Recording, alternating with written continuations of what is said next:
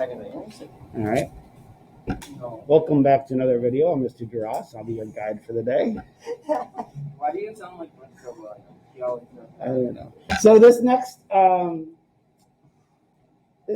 section. So remember, we're in a long unit that really is focused on cells, but part of what we're doing here is this introduction. We talked about the characteristics of life, what living things do, the functions, because that's the purpose of cells really is to complete those functions we just talked about. And also to understand cells, we need to understand a little bit about sort of the molecules that make up cells and make up living things and that living things need. So that's why we're studying this. And so we'll be pretty brief. We'll talk about some of the important molecules living things need. We'll talk about what those are made out of, how they're used by cells and by living things. And then we'll talk a little bit about enzymes, which are really important as well. So these models that you see, they represent different types of molecules that are found in living things. And we're going to be talking about those different molecules today. So first off, the word biochemistry, like you probably have heard of chemistry, right? Studying like molecules and atoms and how things combine. We're taking basically biology. And so biochemistry is studying the chemicals, the chemical reactions that happen in living things. So it's studying those specific chemicals.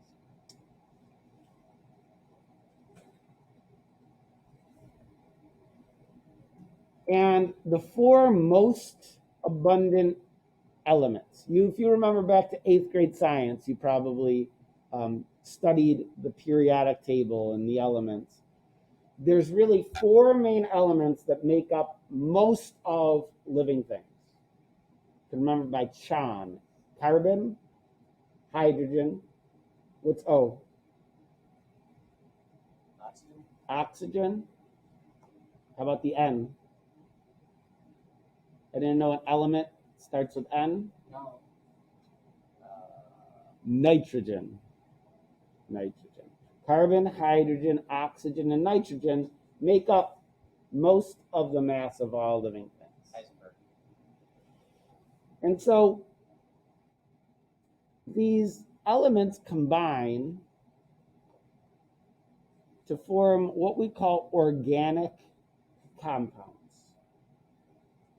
Organic compounds are things made by living organisms, and they have to have two things in them. To be considered organic, they have carbon in them and hydrogen. If they're missing one of them or the other, we call them inorganic. They don't have both carbon and hydrogen. So some examples: organic compounds, carbohydrates, proteins, fats, nucleic acids, things we sort of think of as nutrients. That's why you probably are familiar with those. Those are all organic compounds. There's some example of non-organic compounds: water, carbon dioxide, NaCl, salt, hydrochloric acid, okay? Sodium hydroxide. So if you'll notice, these compounds are missing hydrogen or they're missing carbon. They're missing one of them. So they're considered inorganic. They're typically smaller compounds. They can be found out in the environment. They're much simpler molecules.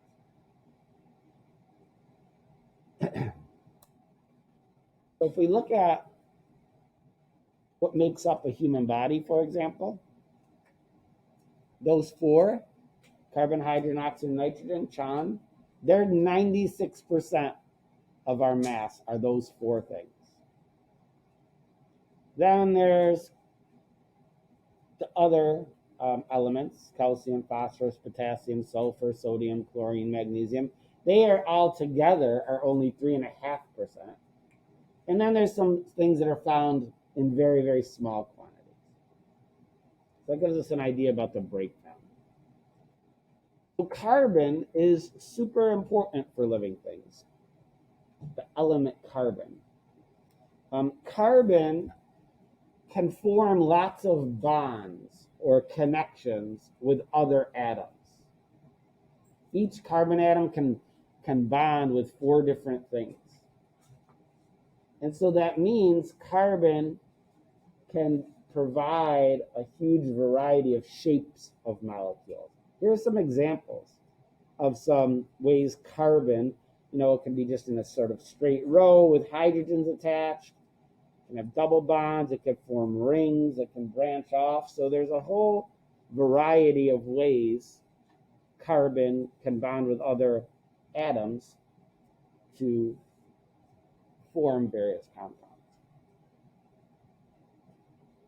When we think about the organic compounds, here's the major ones we need to understand. Carbohydrates, lipids, proteins, nucleic acids, and high energy compounds.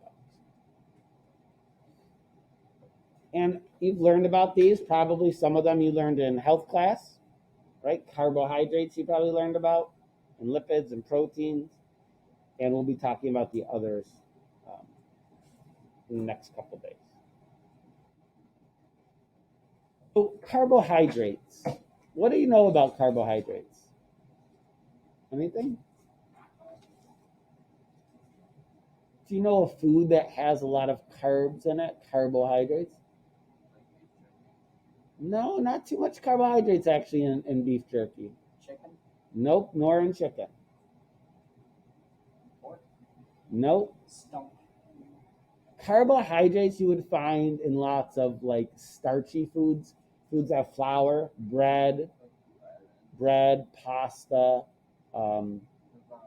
potatoes. Those are we would call like starchy foods. They have a large amounts of carbohydrate. Foods with sugar in them. Sugar is a carbohydrate. A cookie would have a lot of carbohydrates. Yep, cakes. Anything that's sweet. Candy. What does our body use those things for? Energy. Yeah, energy. Carbohydrates are a source of energy for many living things.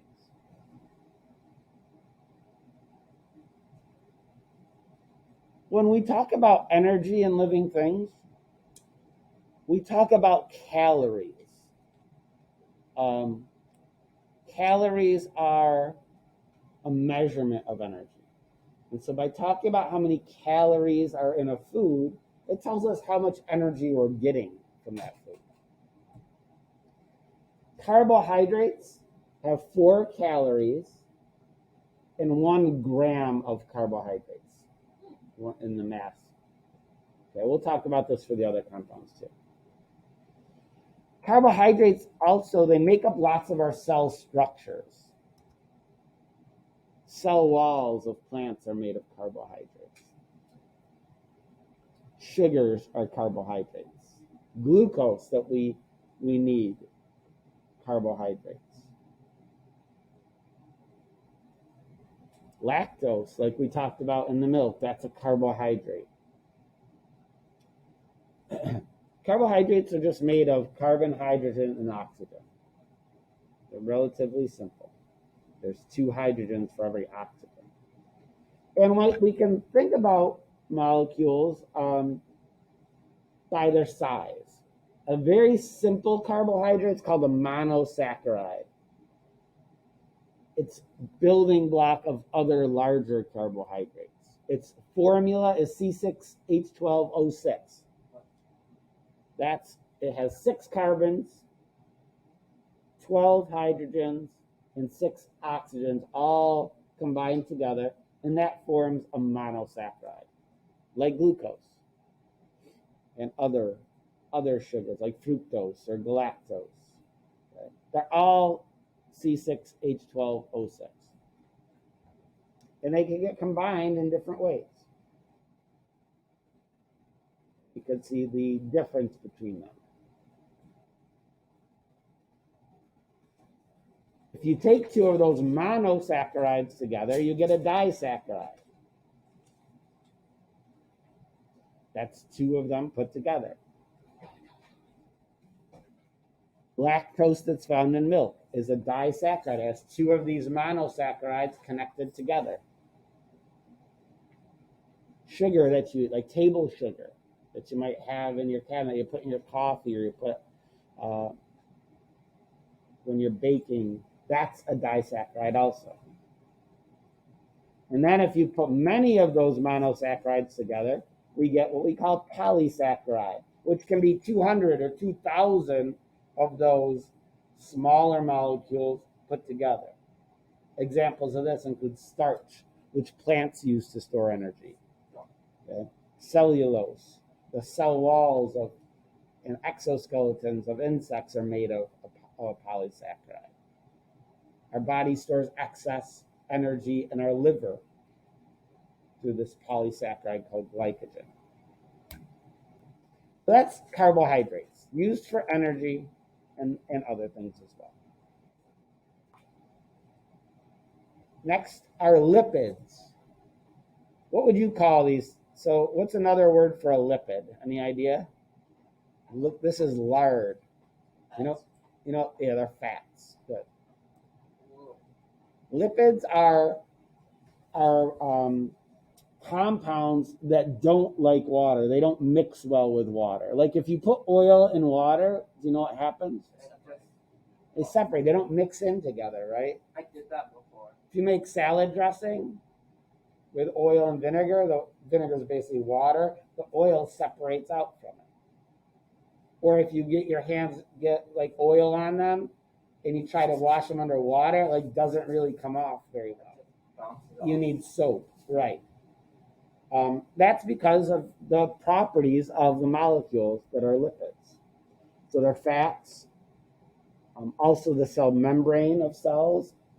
It's made of something called phospholipids. Steroid hormones are made of lipids. And our body uses fats also for energy. Fats store more energy. 9 calories per gram is the amount of energy found in fats.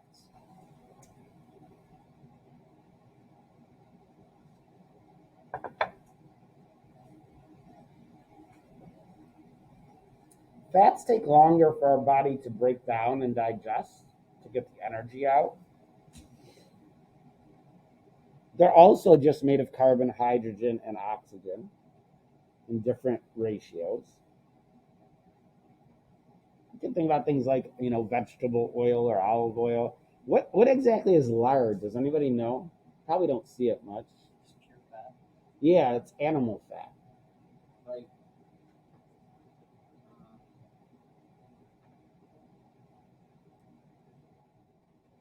That's lipids. So we have carbohydrates, lipids, which are like fats, and then proteins.